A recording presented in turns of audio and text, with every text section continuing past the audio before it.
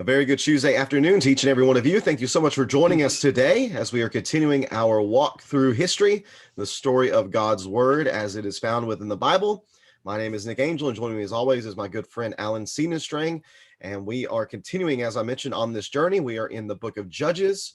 We have just concluded last week the saga of Gideon, one of the longest narrative portions of any of the judges within the book of the Judges.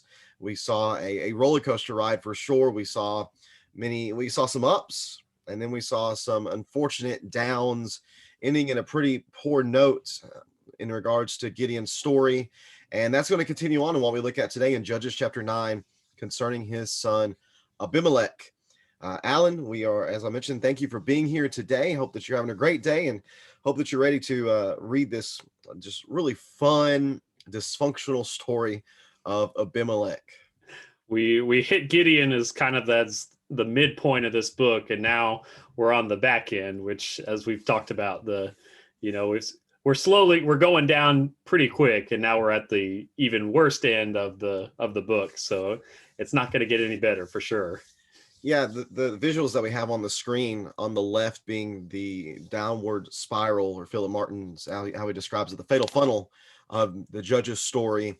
You can see at the top in it, and it really is like a toilet bowl, which is just an extremely apt way of describing the book of the Judges. You know, it starts going kind of slowly around the top, but once it gets to the bottom, it just really speeds up in regards to the dysfunction and the problems that are found within the story of these judges, within their lives and their actions.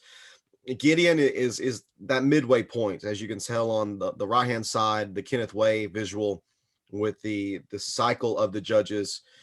Gideon is kind of split into two parts because of his prologue section, which lines up well with the prologue of the entire book of Judges, and then the epilogue section of his story lines up with the epilogue of the entire book of the Judges. Starts off okay, ends pretty poorly, and once we get past Gideon, that's whenever you really see this funnel, this cycle, really ramp up speed in regards to the horrible nature of these individuals, the sins that they were engaged in, just the poor decision making. And really, what I noticed, Alan, as I read through this chapter 9, is just how little God is mentioned. Just how little God is mentioned, even compared to what we see in Gideon's story, and even in the second half of Gideon's story, chapter 8, where things are not going well, God is still mentioned, at least, and in passing. We just don't see that hardly at all in chapter 9, and that certainly, I think, is indicative of the type of story that we're going to be looking at today. Just the horrible nature of what takes place within the life of Abimelech, as he is the focal point within this portion of the story.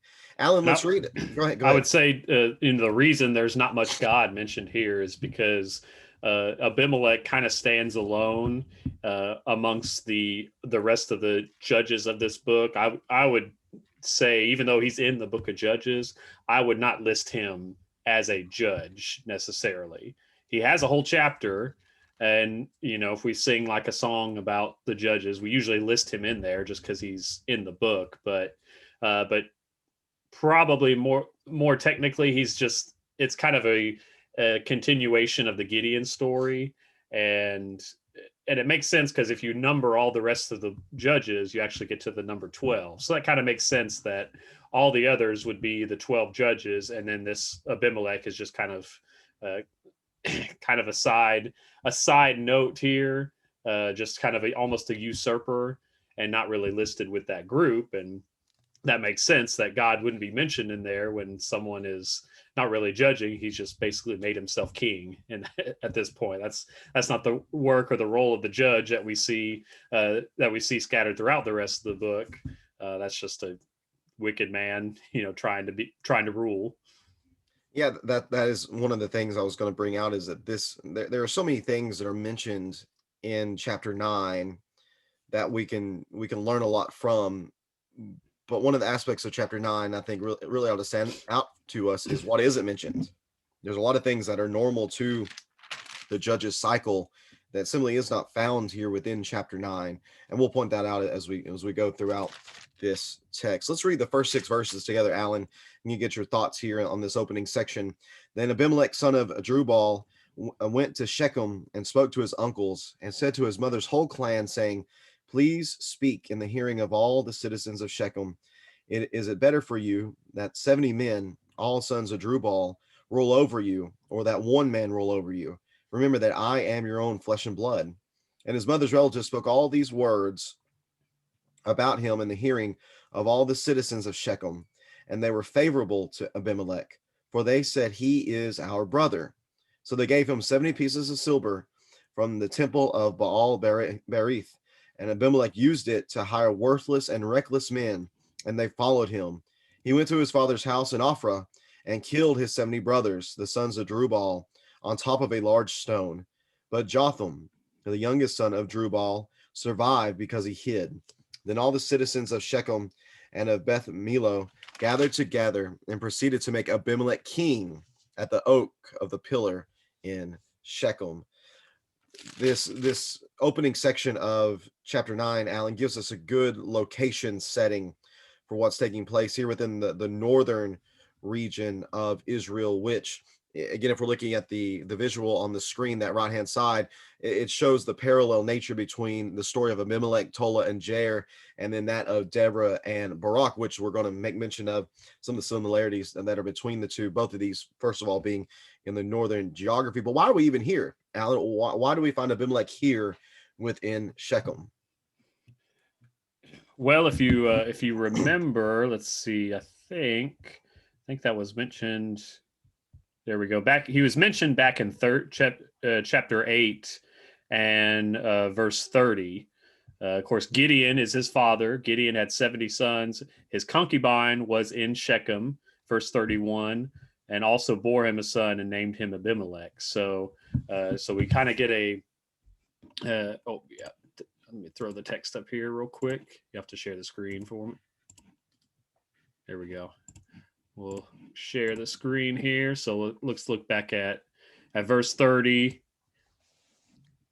We get this little tag at the end of Gideon, showing where this unnamed concubine is from, and of course that's leading to the next chapter. But his name is called Abimelech, and we've already talked about what that name means. It actually means my father is king.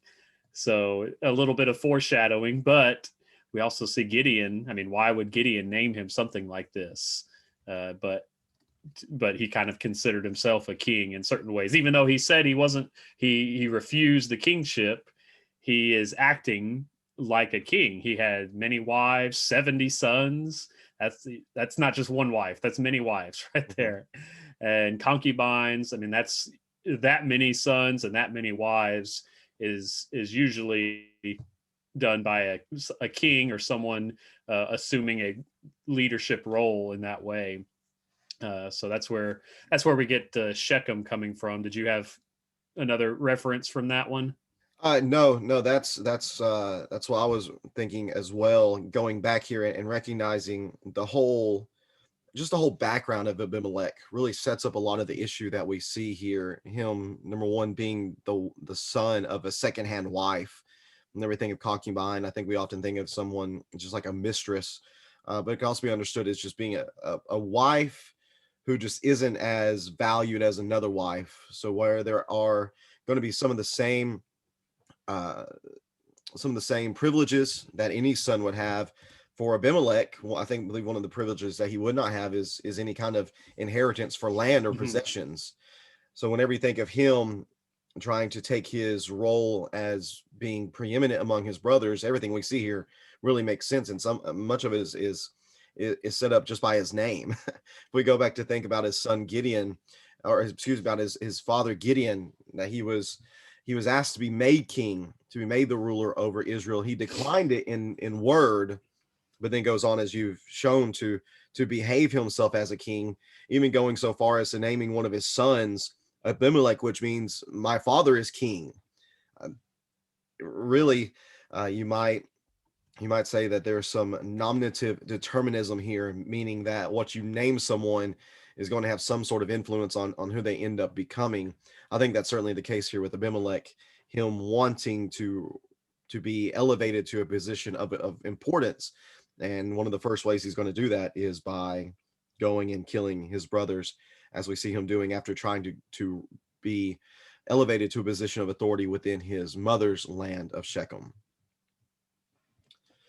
And Alan, this type of activity is we're going to see is more and more common during the King's period, especially in the Northern Kingdom. If you remember from your history, there wasn't the same family that ruled in the Northern Kingdom of Israel like there was in Judah. Throughout the history of the Northern Kingdom, you have a family that might rule, a father and then his son and grandson, and then some other man comes in and wipes out, kills the king, wipes out the family, and then his dynasty rules for a time.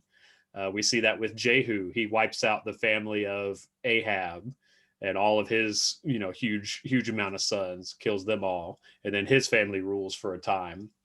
And then we actually do see that once in the Southern Kingdom with the usurper queen Athaliah. She has all of the children killed, and these are a lot of them were her own children and grandchildren, the ones that were married into the family. But she has all of them killed. And then what happens? There's one son that makes it out, Joash, just a little boy. And then eventually when he's just, I think, 8 years old, he becomes king. So you have a similar story here. You have Abimelech wiping out all of his brothers, except for the one youngest brother, Jotham, who we'll see here in a minute, proceeds to kind of tell this story almost like a poetry song section, but it kind of pronounces a curse on Shechem as well, and foreshadows us to the rest of the story. But he's the one of all 70 brothers that somehow survives this massacre.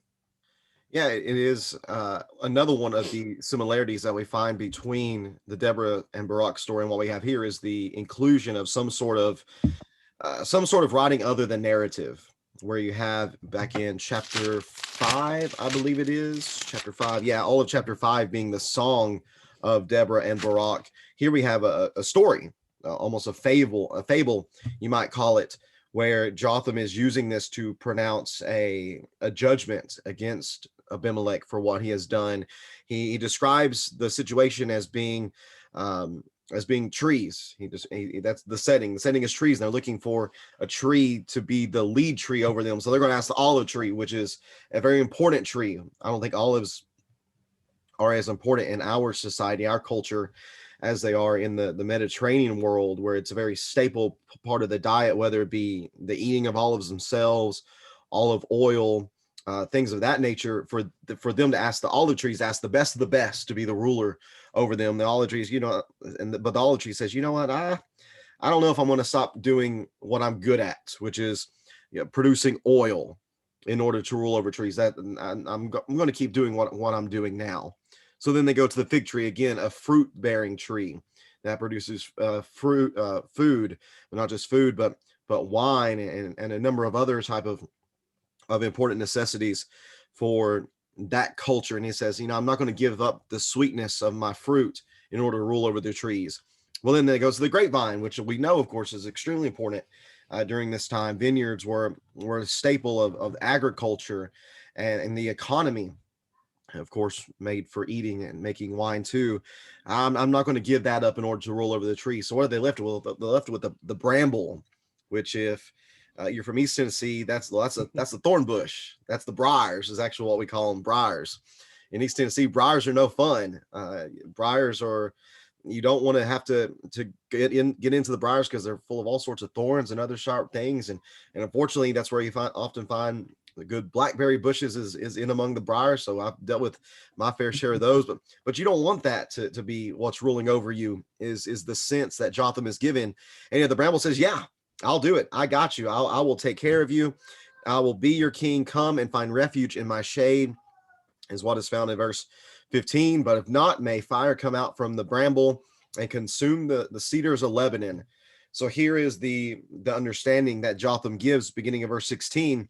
Now, if you have acted faithfully, he gives this story, this fable, as an illustration And he says, if you've done things well, if you have acted faithfully and honorably in making Abimelech king, if you have done well by Jerubbaal and his family, and if you have rewarded him appropriately for what he did, for my father fought for you, risked his life, and rescued you from Midian. And now you have attacked my father's family today, killed his 70 sons on top of a large stone, and made Abimelech, the son of his slave woman, king over the citizens of Shechem because he is your brother. He's saying if, but this is truly sarcastic because he knows that's not what's happened. He says, if you've done this, oh, by the way, you haven't. So if you have acted faithfully, even though you haven't, rejoice in Abimelech. And may he also rejoice in you. If you've done all if you truly feel as if you've done all this well, then we're cool, we're good, everything will be fine.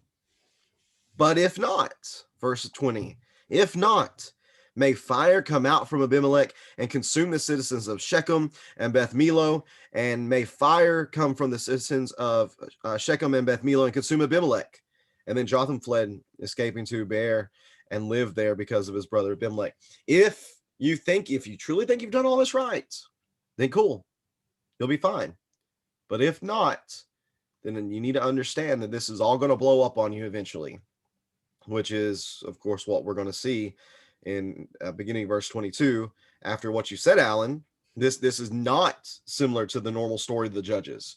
Normally, the story of the Judges is there is the cycle of sin. It begins with a cycle of sin. Actually, I'm going to pull that up real fast, Alan, just so our those studying along with us can see that real fast. The cycle of the Judges begins with Israel serving Yahweh faithfully, which we don't see that beginning of chapter 9. It begins straight up with Abimelech. And then there's the falling away into spiritual adultery. There's the affliction and the oppression.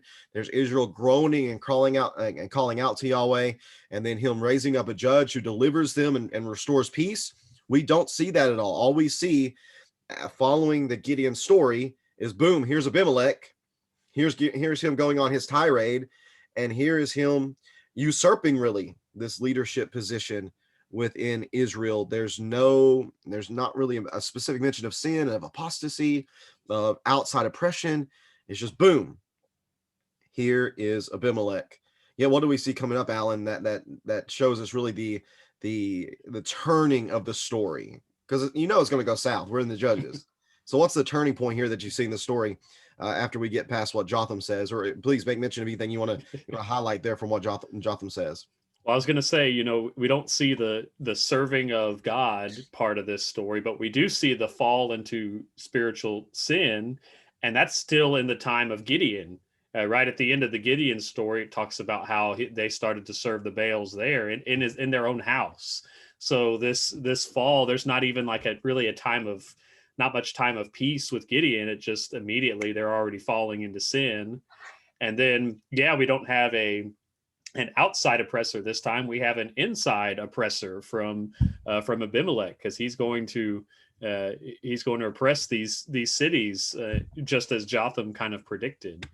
We don't have a specific judge raised up. So there's a lot of differences than the normal story. And look how quickly it happens. Abimelech ruled over Israel 3 years, and God sent an evil spirit between Abimelech and the leaders of Shechem. So, they make this covenant with him. They cast their lots with Abimelech, and he wipes out the family of Gideon. And, that relationship lasted 3 years, and it's already going down. And the leaders of Shechem, notice where it's coming from, dealt treacherously with Abimelech. So, they cast their lots with Abimelech, and now they're already, biting him in the back. So Abimelech's going to get back at them. And just as Jotham predicted, let fire from Abimelech devour the leaders of Shechem. You almost get the sense like Abimelech is bad, but he's not the one that's at fault here. It's the men of Shechem and the men of Beth Milo. They were the ones that appointed him in the first place. They paid him all this money to go get all these worthless men. So Abimelech's terrible, but he was the one that was given authority. So who's kind of at fault here? Probably I would say more the people for appointing him in this way. So now we see that the roles, the switch going from Abimelech and Shechem kind of together, and now they're going to be fighting each other the rest of the chapter. Yeah, I think you're absolutely right. There is hardly anyone here within the story that has has many redeeming factors. Everyone seems to be contributing to the depravity in one way or the other. It begins with them wanting to establish. Actually, it begins with Abimelech going to the people, getting them riled up, and them saying, "Okay, yeah, let's do this." But we all recognize that in order to do this, we need to go and kill these sons, which is what they do in Ophrah. And then once the tables turn and the spirit is sent from God and put between Abimelech and Shechem, which shows that though God is not mentioned here, God is still at work here, and God's going to hold accountable those who have been treacherous in their behavior. He's going to bring justice upon these people for what they have done. And it's going to happen, first of all, so that the crime, verse 24, against the 70 sons of Jerubbaal might come to justice, and their blood would be avenged on the brother Abimelech who killed them, and what you said as well, and on the citizens of Shechem who helped him kill his brothers. And then that all goes back to, well, what one of the things that stood out to me, especially as I read through, was what was said back in chapter 4, or excuse me, verse number 4, that they gave him 70 pieces of silver from the temple of Baal Berith. And what did he use this pagan money for? Well, he used the pagan money to go and to kill his brothers. So all of this was, in a sense, it was supported and it was funded by paganism, by idolatry. So even though it might not be in the exact same form that we still see these elements here present, as you made mention of. So everyone here is to be blamed and is to be held accountable for the treachery that's taken place. But then we're introduced to another character, and this character, his name is Gaal, which, interestingly enough, in Kenneth Way's commentary, he points out the kind of the understanding behind the name of this man, which is humorous to an extent, but really does a good job, I think, of giving us an idea of what kind of man this guy was. The word Gaal, the closest thing they can find is a word for dung beetle, which is, I mean, if you're not going to get anything good out of that unless you maybe want to trace back even further to thinking of it from the perspective of like an Egyptian scarab, maybe. But really, you think somebody named Dung Beetle, this son of Abed, I mean, this is not going to go well. Because what does he do? Here within Shechem now, remember, the players here are Abimelech and in his mother's hometown of Shechem, where she's from. And he goes and he takes over leadership within this city of Shechem, and obviously participates in their idolatry and their paganism and their treachery. But then here raises up this guy Gaal, and he goes out and he begins to curse Abimelech in verse 27. He says in verse 28, "Who is Abimelech? And who is Shechem that we should serve him? Isn't he the son of Jerubbaal, and isn't Zebul his officer? You are to serve the men of Hamor, the father of Shechem. Why should we serve Abimelech? If only these people were in my power, I would remove Abimelech." So he said to Abimelech, "Gather your army and come out." What Gaal seems to be getting at here is, why are we listening to this half-breed? Why are we listening to this man whose concubine mother is only from here? Jerubbaal's from a different place. Gideon's of a different place. Why should we give this man authority in our city? We should be following a full-blooded Shechemite, you might say, in a sense. You know what? I'm going to take this guy down. And that's what he does. He raises up some support for himself, and Zebul, who is the ruler of that city, verse 30, he hears about this because he's Abimelech's right-hand man. He gets angry, and he secretly sends the messengers to Abimelech and tells him, "This is what we need to do. We need to get ready because the city's turning against you." Verse 31, verse 32, "Tonight you and the troops with you come and wait in ambush in the countryside, then get up early, and at sunrise attack the city, and when the troops who are with him come out against you, do to him whatever you can." So Abimelech and all the troops who were with him got up at night and waited in ambush for Shechem in 4 units, which makes us think back to the story of Gideon dividing up his people. And then Gaal, here's this guy, this just the rabble rouser, this guy who just is looking for trouble, it seems. He's out there at the city gate, verse 35. He sees Abimelech and the troops. They get up from the ambush, and he's thinking to himself, okay, look, there's troops, verse 36. They're coming down from the mountaintops. Well, what does Zebul do? Zebul says, oh, those aren't troops. Those are just shadows. You know, you've been drinking too much last night. I don't know, you're not seeing things the right way. He says, no, those really are troops that are coming from the central land, and one of them is coming from the direction of the diviner's oak, verse 37. But Zebul replied, well, what do you have to say now? You said, who is Abimelech that we should serve him? Aren't these the troops you despise? Now go and fight against them, which is what they do. They go and fight, verse 39. Verse 40, they're pursued. Gaul flees before Abimelech. It says the numerous bodies were strewn as far as the entrance of the city gate. And Abimelech stayed in Arumah, and Zebul drove Gaul and his brothers from Shechem.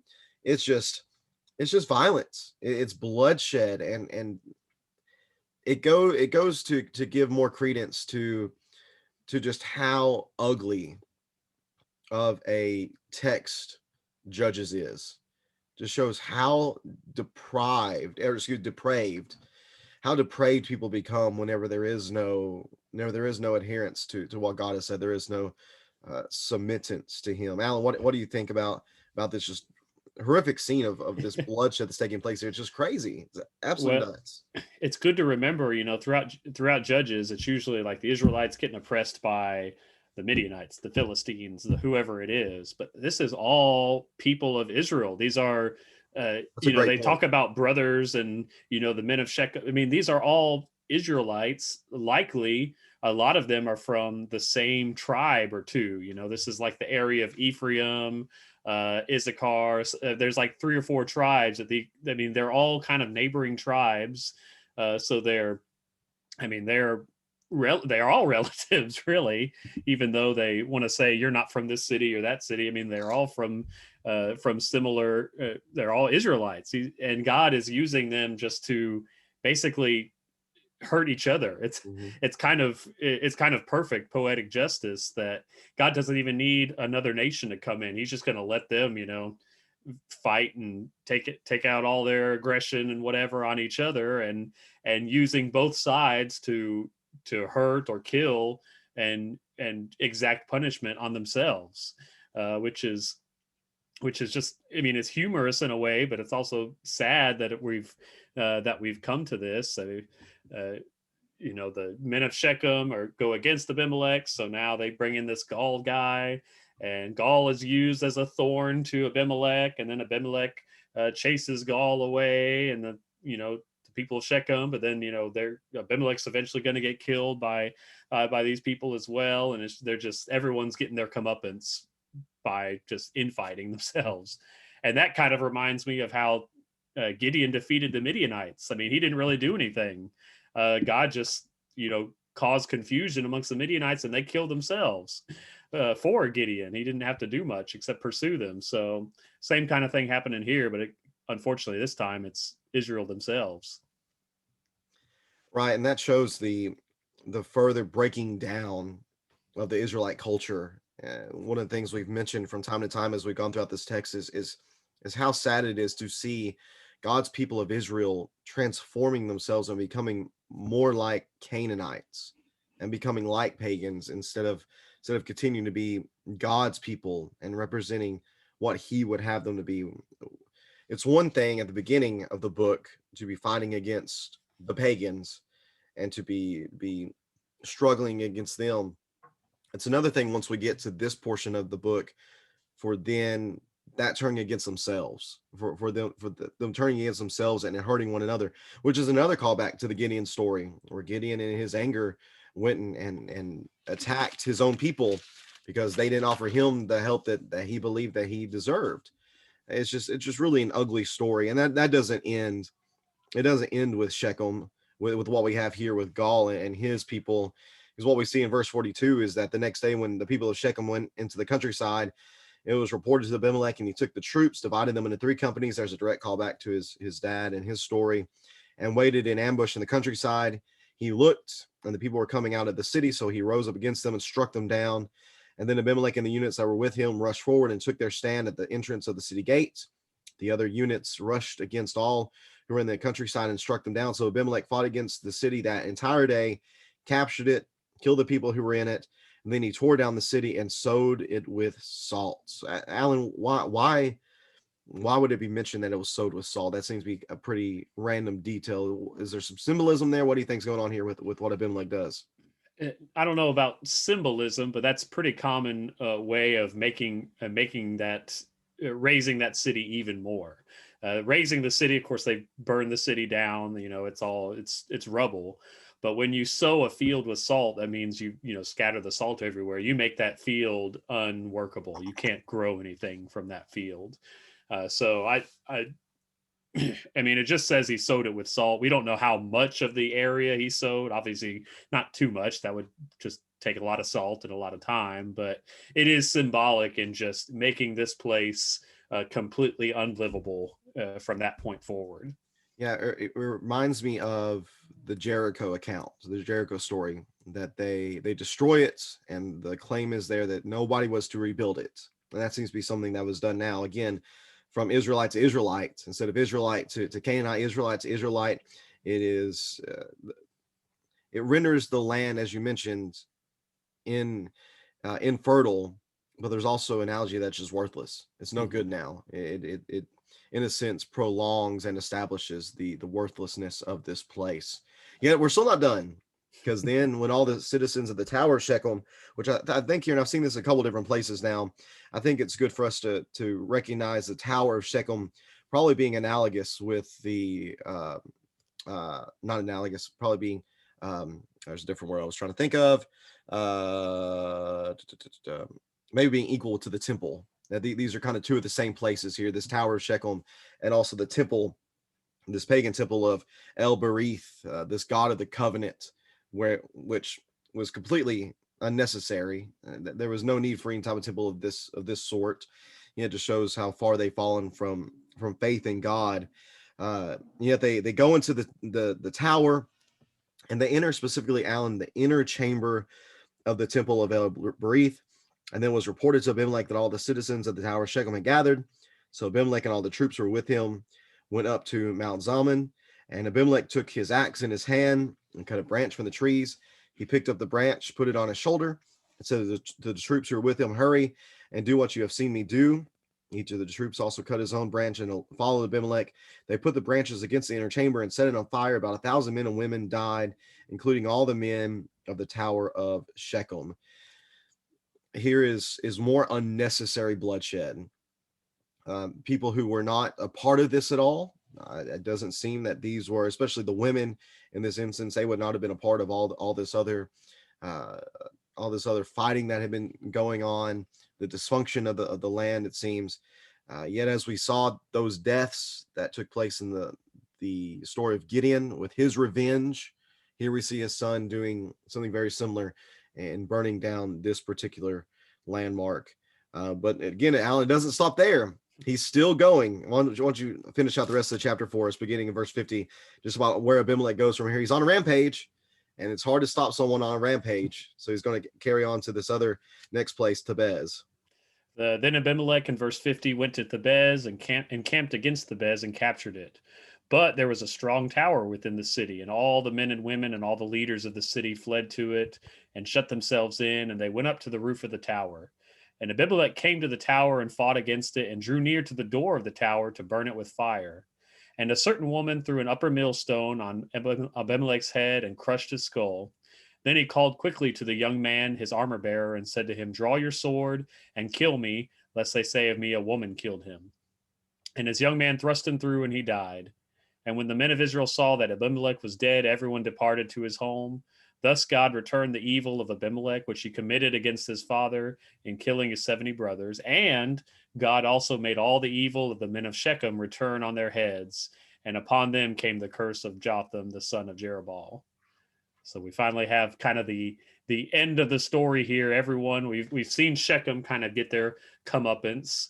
And I don't know if you read anything about Thebez, like what was their tie to to the story as well. But it just, to me, it just seems like Abimelech's, like you said, he's on a rampage. He's like, hey, let's, I've got some momentum. Let's go, and any other cities uh, that were not allied with me, let's go punish them as well. And that's what he's trying to do. And he's reached a bit too far, and did something really stupid, getting close to the tall tower, to the wall like that, close enough for just a random woman to throw a stone and it crush his head.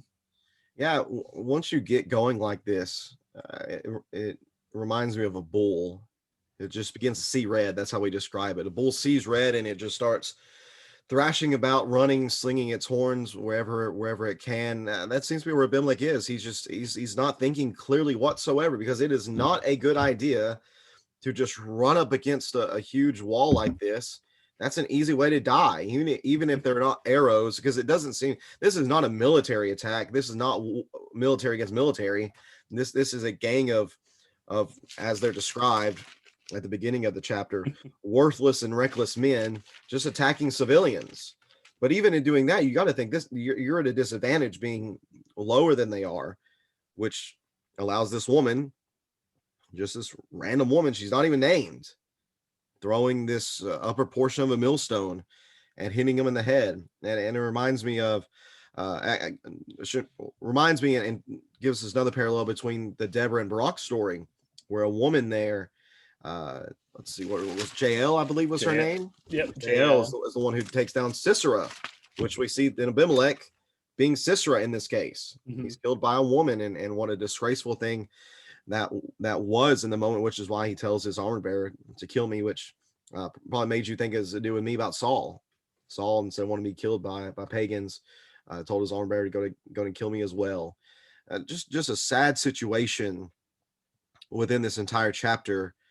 Yet it just shows, again, we've mentioned this a number of times, just how far these people had fallen. People who should have known better, who should have been following the ordinances of the Lord through the law. They should have not been doing this to one another, especially, and just shows the depth of their depravity, how far they had fallen. It's just a symptom of what happens whenever you don't love the Lord. You don't love the Lord, you're not going to love your neighbor, and you're not going to have peace with those you ought to have peace with. I think, but just about some things that we see within this chapter, Alan. Think about just showing poor leadership, bad leadership all around from everyone. Abimelech trying to take a position that he had no right to have. Gaul thinking the best way to do it is just to fight. Just bad leadership all around. I think too about God intervening here. Who knows how long Abimelech would have ruled over Israel if God had not sent the evil spirit between him and Shechem and created this this dysfunction between them. They ended up bringing this to a close. But notice that it says that God did this, and then why did God do this? Verse 56. He brought back Abimelech's evil. He's upholding justice in this moment. He's not just allowing it to continue. And then just foolishness all around, just the way Gaul acted, that dung beetle of a man, just brash and causing trouble. Just didn't do anything. Nothing good came from it. Abimelech and his behavior, nothing good came from that. And then finally, the showing the generational pattern of sin in Judges. It is just getting worse and worse. We think back to the beginning of the Judges with Othniel. Nothing really negative is said too much about him. Ehud, nothing's too much said about him. Shamgar, just a little bit, but nothing bad. Yet as we've moved from story to story, it just keeps getting worse. And especially whenever we have families, generations of families involved, we definitely see that uptick in the level of evil that is perpetrated from them, and just so important. It should teach us the importance of teaching our children and making sure that we're not allowing bad habits to be passed on, that we recognize them ourselves, which Gideon obviously did not do. Gideon did not recognize his failures. And that's what I was going to say, how quickly this was. I mean, Gideon and his son Abimelech, I mean, this is just one generation from I mean, he's obviously not the best judge, but someone that had a little more um, knowledge and understanding of God. And then Abimelech, you mean, does he even know about God? You don't have any indication that he does at this point. He's grown up in a household that served the Baals, so why would he know much about God at all?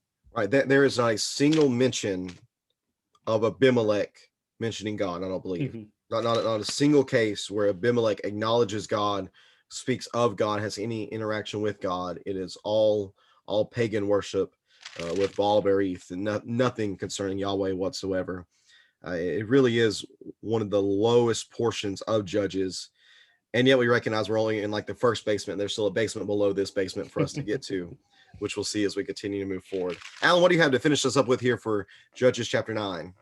One thing I love about this little parable that Jotham has, I think this is a great story to consider when, like you mentioned, when we're thinking about our leaders, and to put it, thinking about in the New Testament era, like appointing elders. I feel like you see this sometimes where you have, a church wants to appoint elders, and maybe the ones that should be are don't want to be elders, or maybe there's really not men that are very well qualified. So what happens? You kind of appoint someone that's that might be a bramble, or really just not the best suited.